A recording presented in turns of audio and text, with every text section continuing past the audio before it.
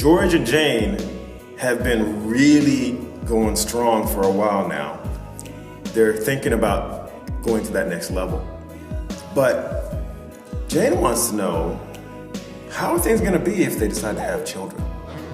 But before they even decide that, how are things going to be from a financial perspective in terms of them growing together?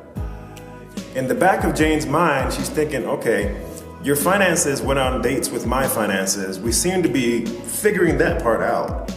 Isn't it time for our finances to get together and have babies? Right, dollars having babies. That is a conversation that actually needs to take place. That's how you grow together financially.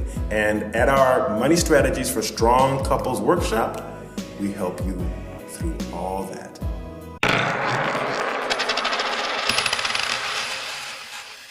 Thanks for watching.